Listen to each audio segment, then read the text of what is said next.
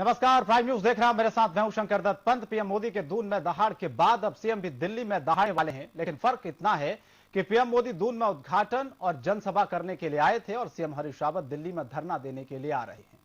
चुनाव से पहले हरदा का दाव दिलचस्प मालूम पड़ता है, लेकिन बीजेपी इसका काउंटर कैसे करेगी, ये एक बड़ा सवाल है।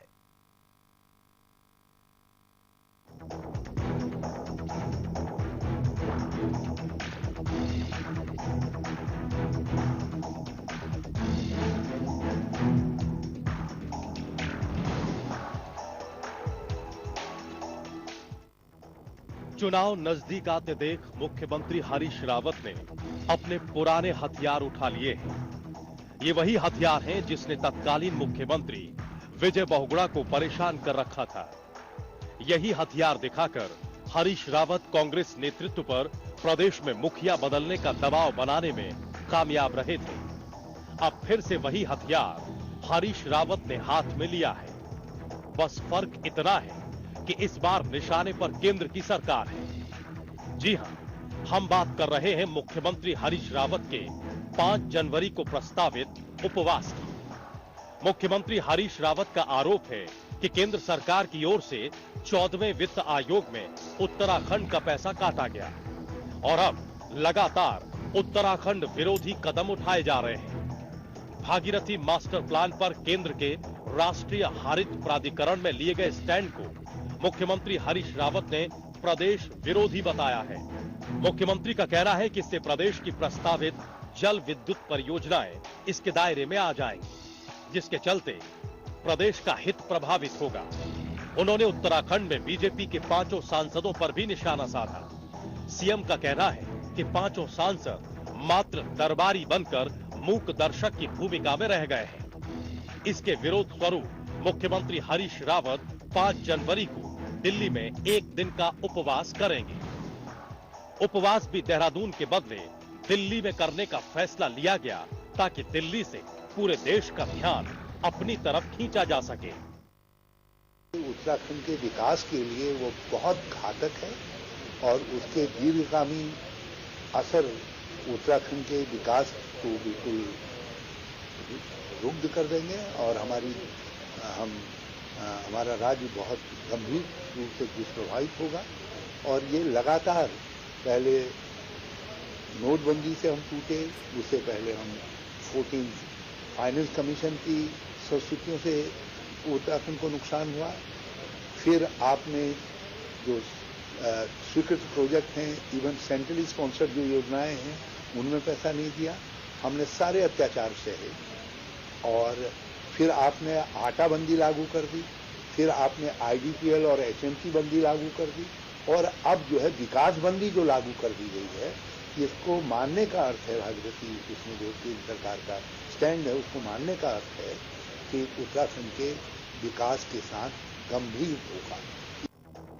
मुख्यमंत्री हरीश रावत के दिल्ली में धरने दिए जाने की खबर पर बीजेपी ने इसे नौटंकी करार देते हुए कहा कि वो एनजीटी और सीबीआई को धमकाने का काम कर रहे हैं। कुछ नहीं, हरीश रावत जी केवल और केवल इमोशनल पॉलिटिक्स करते हैं। पूरी तरह विफल हो गए, रंगे हाथों पकड़े गए। उनको मालूम है कि सरकार तो गई, लेकिन वो अपने करतूतों के बारे में खुद तो जान रहे हैं।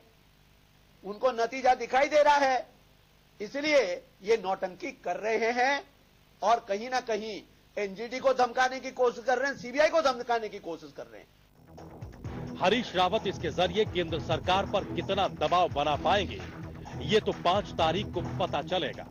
लेकिन हरीश रावत ने जो दांव चला है, ये उनका पुराना दांव है और पहले कामयाब रहा है। ऐसे में अंदर ही अंदर बीजेपी की धड़कनें बढ़ी हुई हैं। देहरादून से विक्रम श्रीवास्तव, प्राइम न्यूज।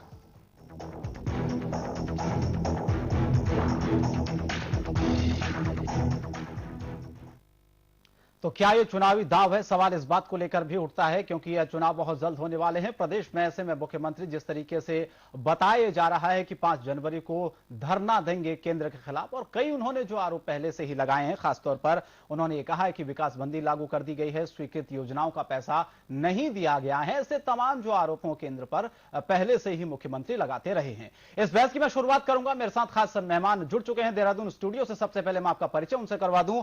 मुन्ना सिंह चौहान जी हमारे साथ जुड़ चुके हैं, भारतीय जनता पार्टी के प्रदेश प्रवक्ता हैं। बहुत स्वागत है मुन्ना जी आपका। शांति प्रसाद भट्ट जी हैं, प्रवक्ता हैं मुख्यमंत्री के। स्वागत है शांति जी आपका भी कार्यक्रम में। जय सिंह रावत जी हैं, वरिष्ठ पत्रकार हैं। आप तीनों मेहमानों का बहुत स्वागत है इस कार्यक्रम में। चर्चा की शुरुआत शांति प्रसाद भट्ट जी मैं आप ही से करना चाहूंगा। ऐसी क्या वजह आन पड़ी है कि मुख्यमंत्री को अब धरने पर जाना पड़ रहा है? देखिए, आप सब लोग जानते हैं भागीरथी इको सेंसिटिव जोन जो कि गौमुख से उत्तरकाशी तक 1 जुलाई 2011 का जो एक नोटिफिकेशन था, उसमें 135 किलोमीटर एरिया को उसमें रखा गया था। और विवाद की जड़ तब बनी जब नया एक नोटिफिकेशन भारत सरकार की तरफ से जारी हुआ, जिसमें कि पूरे 4179 वर्ग किलोमीटर को ला दिया।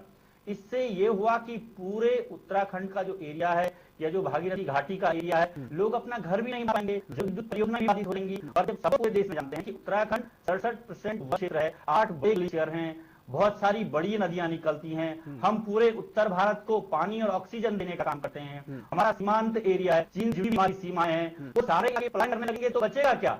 अगर हरीश रावत इस प्रदेश के अगर मुखिया के नाते या मैं कहूं सजग प्रहरी के नाते अपनी बात केंद्र में रखना चाहते हैं तो किसी को क्यों आपत्ति है इस पर? तो आपको लगता है कि जो बात मुख्यमंत्री रखना चाह रहे हैं वो आवाज पहुंचेगी केंद्र तक? बिल्कुल पहुंचेगी और पहुंचनी भी चाहिए, क्योंकि अभी 31 अगस्त 2016 को उत्तराखंड सरकार की पूरी टीम मुख्य सचिव के नेतृत्व में वहां पर गई थी और पूरी विशेषज्ञों के साथ भारत सरकार के वन और पर्यावरण मंत्रालय, जल संसाधन मंत्रालय और एनजीटी सबसे बात की। तो वन और पर्यावरण मंत्रालय की ये टिप्पणी थी कि ठीक है, हम संशोधन के साथ इसको प्रेषित करेंगे, लेकिन जो जल संसाधन मंत्री है उन्होंने उस पर गंभीर टिप्पणी लगाई और ये कहा कि ये तो मूल भावना के अनुरूप नहीं है। और जो सेक्रेटरी इस पर टिप्पणी लिखते हैं वो इसी 31 दिसंबर को रिटायर भी हो जाते हैं। तो भारत के एक तरफ दोनों मंत्रालय आपस में झगड़ रहे हैं, उत्तराखंड पर कुठाराघात कर रहे हैं, उत्तराखंड की जनता को बिल्कुल ही दरकिनार कर रहे हैं। यहाँ के लोग बेवकूफ लोग नहीं है, यहाँ के लोग समझदार लोग हैं और समझ रहे हैं कि केंद्र की सरकार उत्तराखंड पर अंकुश लगा रही है। और अगर उस अंकुश के खिलाफ जवाब में ले लेता हूं, हरीश रावत मुखिया के नाते या सजग प्रहरी के नाते अपनी बात वहां रख रहे हैं तो क्या गलत है? मुन्ना सिंह चौहान जी जवाब देना चाहेंगे, अंकुश क्यों लगाया जा रहा है सर?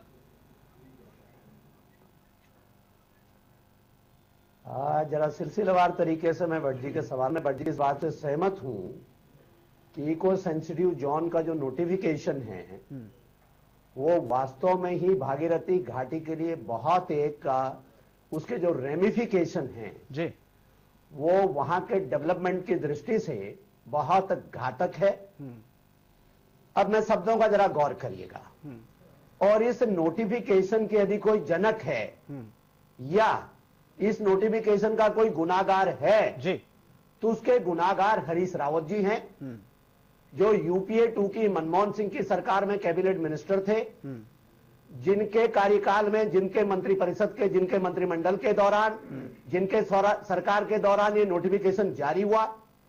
जब इस नोटिफिकेशन के खिलाफ भागीरथी घाटी के लोग दिल्ली में प्रोटेस्ट करने गए, तब भी हरीश रावत जी मंत्री थे। तो पहले तो इन सवालों का जवाब कर दें कि ये ड्रैकोनियन लॉ, यदि इसे मैं ड्रैकोनियन लॉ कहूं तो उचित होगा, ये ड्रैकोनियन लॉ लाया किसने? तो ये तो हरीश रावत जी इसका बेहतर जवाब दे सकते हैं। उस समय वो कौन सी कंदरा में सो रहे थे, कौन से हाइबरनेशन में थे, वो शीत निंद्रा में थे, ये तो वही बताएंगे। दूसरी बात जी, हरीश रावत जी को अवश्य मैं सलाह दूंगा कि उनको अवश्य ही उपवास करना चाहिए, लेकिन उनको उपवास करना चाहिए अपनी नाकामियों के लिए, उनको उपवास करना चाहिए उत्तराखंड की जनता से। वो तो मुन्ना सिंह जी आरोप भी लगा रहे हैं कि 14वें वित्त आयोग में उत्तराखंड का पैसा काटा गया, नहीं, स्वीकृत योजनाओं का पैसा नहीं मिल पा रहा है, विकास बंदी लागू कर दी गई है।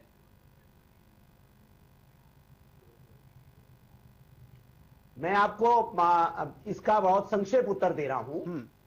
13वें वित्त आयोग में उत्तराखंड को 15,000 करोड़ रुपए का आवंटन था जी। 14वें वित्त आयोग में उत्तराखंड को 42,700 करोड़ रुपए का आवंटन है।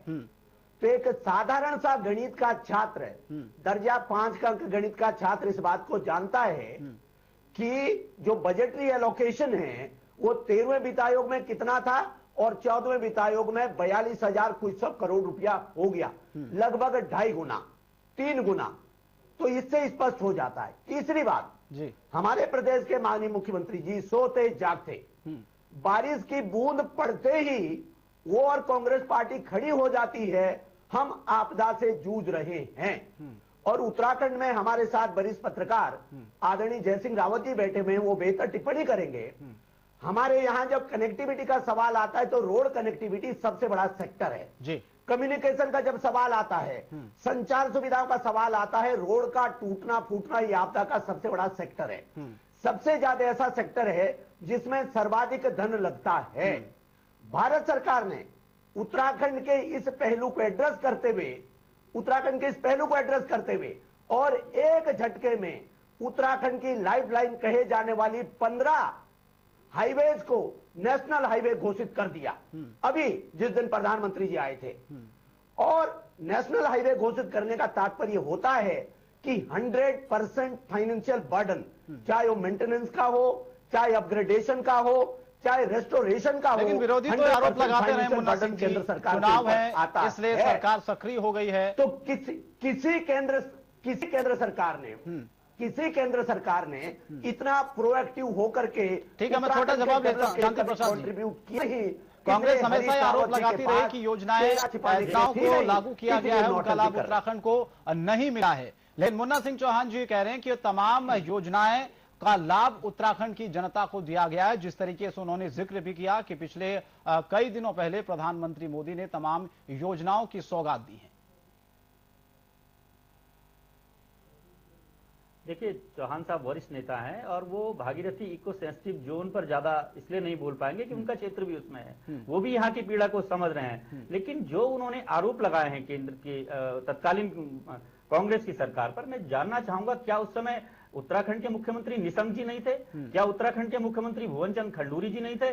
क्या वो तब सजग प्रहरी के रूप में ये काम नहीं कर सकते थे जो आज हरीश रावत जी कर रहे हैं? और अगर हरीश रावत जी के नेतृत्व में उत्तराखंड बिजली के मामले में पूरे देश में तीसरा राज्य बन रहा है, पेंशन के क्षेत्र में जहां इनके रिज्म में 1,74,000 पेंशनें दी जाती थी, हम 7,25,000 पेंशन दे रहे हैं और हमारा लक्ष्य 10 लाख पेंशन देने का है। हम सड़कों से लेकर मेडिकल कॉलेज से लेकर स्टेडियम से लेकर नर्सिंग कॉलेजेस से लेकर विकास के रचनात्मक कामों को कर रहे हैं। और आपके प्रधानमंत्री जी, पूरे देश के प्रधानमंत्री जी, आपके वरिष्ठ नेता चुनाव से ठीक 1 वीक पहले आकर हमको सड़कों की बात करते हैं। हम तो खुद ही अपने राज्य के बलबूते पे 1300 सड़कों पर इसी वित्तीय वर्ष में काम शुरू किए हुए हैं। आपने बद्रीनाथ की सड़कों को देखा, गंगोत्री यमुनोत्री की सड़कों को देखा। हम तो लगातार दिन रात विकास के कामों पर कर रहे हैं और जनता उन पर भरोसा कर रही है, जनता पूरी बात को समझ रही है। इसलिए आदरणीय चौहान जी की ये बातें ठीक है, कुछ कहना चाह रहे हैं मुन्ना सिंह जी? जी नहीं, मैं ये कह रहा हूं, बद्रीनाथ केदारनाथ जी के सड़कों की बात क्यों, नेशनल हाईवे हैं, 100% वित्त पोषण भारत सरकार करती है। और जहां तक मैंने इको सेंसिटिव जोन की बात की, जब उसके लिए मास्टर प्लान बनाने का दायित्व तो राज्य सरकार पर था। 2 साल तक हरीश रावत जी चैन की नींद सोते रहे।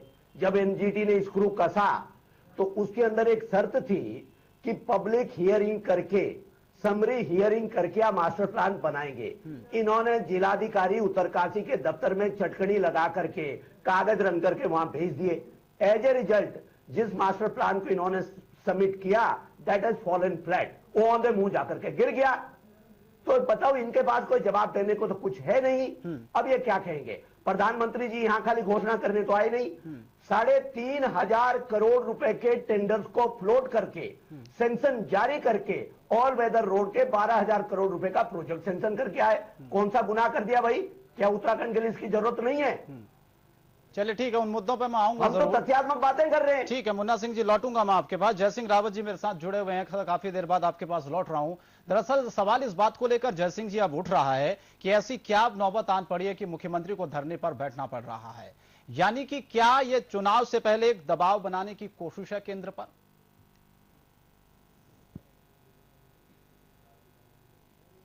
देखिए, एक ये बहुत बड़ा मसला है इको सेंसिटिव जोन का। इसको आप थोड़ा दाएं बाएं डिबेट मत करो, आप इको सेंसिटिव जोन पर ही कंसंट्रेशन होना।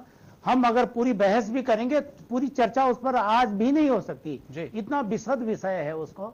दूसरी बात, मैं अपनी बात स्ट्रेट वे कहना चाहूंगा, इस मामले में हमारा जो उत्तराखंड का जो पॉलिटिकल लीडरशिप है वो कंफ्यूज है। वो, और आप, मैं कहता हूं मीडिया भी एक केवल राजनीतिक आईने से न देखे इसको। ये बहुत गंभीर मामला है, इसमें केवल इकोलॉजी नहीं है, इसमें हमारे सामरिक हित भी है, हमारे आर्थिक हित भी है, कई हित इससे जुड़े हुए हैं। तो जो ये देखिए, ये लोग तो पॉलिटिकल लोग हैं, ये अपनी बात करेंगे, वोटों की बात करेंगे, लेकिन जो इतने बड़े पर्यावरण इंजीनियर थे प्रोफेसर GD अग्रवाल, वो खुद कंफ्यूज थे इस मामले में। आपको मालूम हो, उन्होंने कहा साहब कि यही भागीरथी, यही असली गंगा है, जाके उत्तरकाशी में जाके बैठ गए, जबकि सारी दुनिया जानती गंगा तो देवप्रयाग से शुरू होती है। वो आप ये भी जानते हैं कि केवल गोमुख से लेकर और उत्तरकाशी तक ही सेंसिटिव नहीं है। आपका जो यहाँ आपका सतोपंथ जो बद्रीनाथ माणा से लेकर नीचे तक वो सारा इलाका है। आपको मालूम होना चाहिए कि देवप्रयाग से ऊपर सारी गंगाएं हैं, हर जो स्ट्रीम होती है, हर जो धाराएं हैं, 50 नदियों का नाम गंगा है। ऋषि गंगा, असी गंगा, क्षीर गंगा, गंगा ही गंगाएं हैं ऊपर है। जिस किसी ने कहा कि केवल भागीरथी ही गंगा है, प्रोफेसर GD अग्रवाल ने, उसका नतीजा आज भुगतना उत्तरकाशी के लोगों को भुगतना पड़ रहा है, और अल्टीमेटली इस देश के लोगों को भुगतना पड़ेगा, क्योंकि वो बॉर्डर डिस्ट्रिक्ट है, वहां सड़कें भी कैसे बनेंगी। और अच्छा, दूसरा, राजनीतिक नेता वो कहते हैं साहब कांग्रेस नहीं करते, ये कहते हैं बीजेपी। उस समय कांग्रेस की सरकार थी, पहले वो थे श्रीमान जी, उसके बाद जयंती नटराजन आई, उनका भी यही ध्येय था। स्टेट में निशंक जी थे, निशंक जी से परमिशन ली गई, इनकी अनुमति थी कि हाँ इसको कर दिया जाए। लेकिन वो सवाल केवल उसका नहीं है।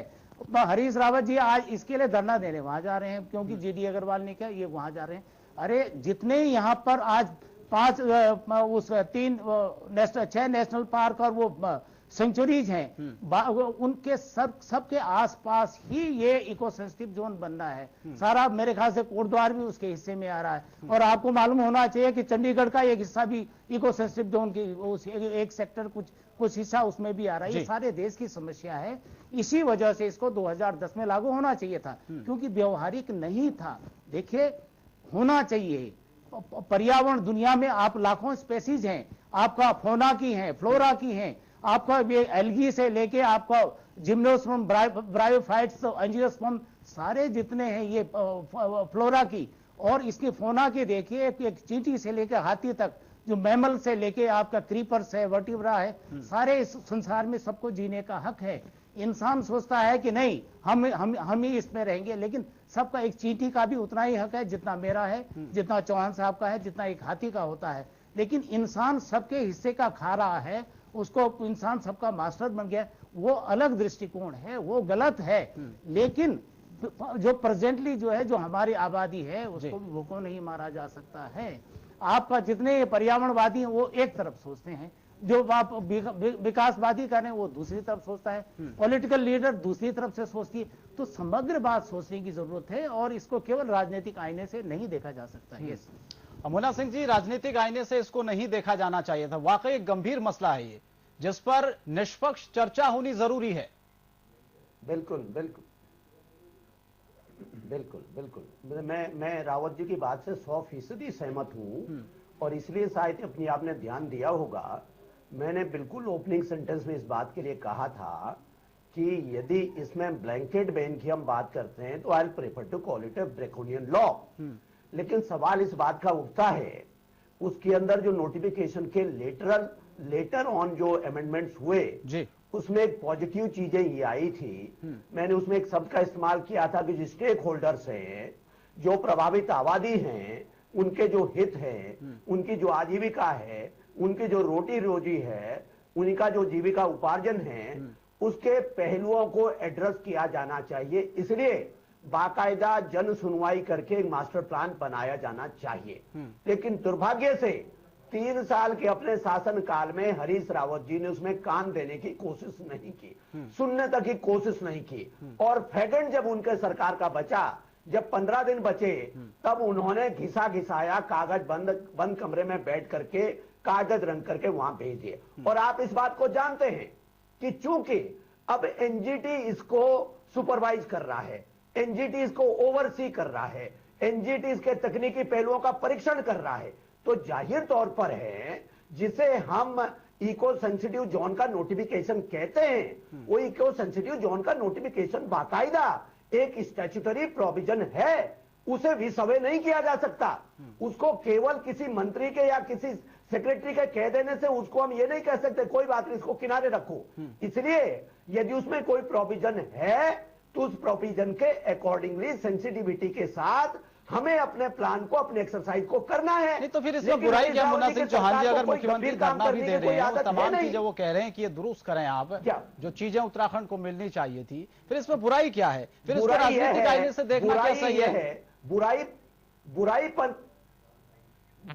बुराईपंथी यह है कि बजाय वो नौटंकी करने के, उससे अच्छा होता जन सुनवाई करके संवेदनशीलता के साथ भागीरथी घाटी की उन तमाम सारे लोगों की आकांक्षाओं को उस मास्टर प्लान में समावेश करके, और बहुत उन तमाम सारे एक बैलेंस व्यू पॉइंट जिसका रावत जी ने अभी कहा, जो एक कोएग्जिस्टेंस के लिए, जो एक सहिष्णुता के लिए, जिसमें हम विकास भी कह सकते हैं, पर्यावरण संरक्षण भी कह सकते हैं, सामरिक दृष्टि को भी दृष्टिगत रख सकते हैं, एक इस तरह का मास्टर प्लान लेकर के हम वहां जाते। लेकिन हरीश रावत जी की सरकार वो करने में असफल रही। इसलिए हमें इस बात को लेकर के कि अब जब शांति प्रसाद जी कुछ कह रहे हैं, क्या नौटंकी हो रही है शांति प्रसाद जी आपकी तरफ से? सीबीआई पे दबाव बनाने के लिए, एनजीटी पर दबाव बनाने के लिए नौटंकी करनी, वहां पहुंच गए। देखिए, ये नौटंकी शब्द भारतीय जनता पार्टी का एक रटा रटाया शब्द है। अगर हरीश रावत जी नौटंकी करते होते तो आज से 5 महीने पहले 31 अगस्त को उत्तराखंड सरकार की पूरी टीम विशेषज्ञों के साथ केंद्र सरकार के साथ नहीं बैठती, और केंद्र सरकार के वन और पर्यावरण मंत्रालय ने साफ कहा ठीक है हम इसको संशोधन के साथ नोटिफिकेशन करते हैं। उसमें बहुत सारे संशोधन उन्होंने दिए, लेकिन इन्हीं के जल संसाधन मंत्रालय ने इस पर रोक लगा दी। यानी कि केंद्र के दोनों मंत्रालय आपस में लड़े पड़े हैं। और जबकि यहां से 5 सांसद उत्तराखंड ने भेजे हैं बीजेपी के, वो 5 कहां सो रहे हैं? अगर मैं सवाल करूं, उत्तराखंड 3 सांसद आपके भी हैं, 67 लाख 3 सांसद आपके भी हो, वो क्या कर रहे हैं? उत्तराखंड पर निर्भर है, और हमारा प्रदेश एक वाटर टैंक प्रदेश है, एक वाटर टैंक का कोई वर्गीकरण नहीं होता। तो वो सब लोग सांसद आपके भी हैं, वो सब लोग काम करें और जल संसाधन मंत्रालय अपनी टिप्पणी को हटाए तो यहाँ के लोगों को सुगमता हो जाएगी, सरलता हो जाएगी। उसे करिए ना, उसे करने से कौन रोकता है? और अगर सजग प्रतिनिधि के रूप में हरीश रावत जी अपनी बात उतारे तो उसे आप नौटंकी कह रहे हैं। भाई ये देखिए, ये कोई बात नहीं बनती उसी वाटर पे बात जिसे आप वाटर काम कह रहे हैं। केंद्र सरकार काम नहीं करती है, आरोप जरूर लगाती है। केंद्र सरकार रोड़े अटकाने का काम जरूर करती है। तो ऐसा न करके उत्तराखंड की जनता पे माननीय चौहान जी काम करवाइए। आदरणीय भट्ट जी, जिसे आप वाटर टैंक कह रहे हैं, मैं उसे वाटर टावर कह लेता हूं। पूरा हिमालय पूरे दुनिया के लिए वाटर टावर है। लेकिन मैं आपसे ये कह रहा हूं, मैं ये कह रहा हूं ग्लेशियर वाटर टावर ही है। लेकिन मैं आपसे ये कह रहा हूं, कोई बात नहीं, मेरी शब्दावली कमजोर हो सकती है, आपकी मजबूत हो सकती है, वो विषय नहीं है। मैं ये कह रहा हूं कि आज यदि आपका प्रपोजल क्वालिफाई नहीं कर पाया, यदि आज आपको मुंह की खानी पड़ रही, कहां? एनजीटी के सामने। एनजीटी के पास बाकायदा एक अदालत का मैंडेट है, वो बाकायदा an tribunal created by the parliamentary legislation है। उसमें कोई मंत्री या प्रधानमंत्री का आदेश तो चलता नहीं है।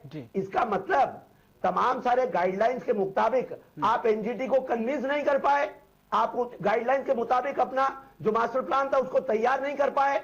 अब जिसके लिए आपको अपनी कमियों के लिए जनता से माफी मांगनी चाहिए, सफलता के लिए, उसके लिए आप धरना देने नौटंकी करने वहां बैठ गए। इसलिए हमने हमारे तत्कालीन प्लान में 135 किलोमीटर का एरिया था, जिसे आपने 4179 वर्ग किलोमीटर कर दिया। जैसे रावत जी, आपकी एक छोटी टिप्पणी चाहूंगा इस पर। वो जो किलोमीटर था वो लंबाई में था, यहीं से दिक्कतें शुरू हुई। आप क्षेत्रफल की बात कर रहे हैं, हम लंबाई की बात कर रहे हैं। पलायन का दंश लोग वैसे ही झेल रहे हैं और पलायन हो जाएगा। भट्ट जी बहुत कंफ्यूज है। नहीं, वो कैचमेंट एरिया है, कैचमेंट एरिया है। और जिसकी हम बात कर रहे हैं वो रिवर लेंथ की बात कर रहे हैं हम, वो रिवर लेंथ की बात कर रहे हैं। जिस एरिया की आप बात कर रहे हो कैचमेंट एरिया है। आप कैचमेंट एरिया में और रिवर लेंथ में कंफ्यूज कर रहे हैं। किलोमीटर शब्द आया है, वर्क वो आप कंफ्यूज कर रहे हैं। आपने आज का अखबार पढ़ के उसे कह दिया, लेकिन कैचमेंट एरिया में और रिवर लेंथ में चलिए सर, ये उत्तराखंड की जनता पर छोड़ दीजिए, कौन किसको कंफ्यूज कर रहा है। चुनाव के बाद ये तस्वीर साफ हो पाएगी। फिलहाल मैं माफी चाहूंगा आप सभी से, वक्त की बहुत कमी है। शांति प्रसाद जी बहुत शुक्रिया आपका, मुन्ना सिंह जी आपका बहुत शुक्रिया, जय सिंह रावत जी आपका बहुत शुक्रिया इस चर्चा में शामिल होने के लिए। लेकिन 5 तारीख को मुख्यमंत्री धरना दे रहे हैं। अब सवाल इस बात को लेकर उठ रहा है कि क्या केंद्र पर दबाव बनाने के लिए तमाम जो प्रयास है वो किए जा रहे हैं, क्योंकि चुनाव से पहले मुख्यमंत्री अगर धरना दे रहे हैं तो इसको राजनीतिक चश्मे से भी देखा जा रहा है।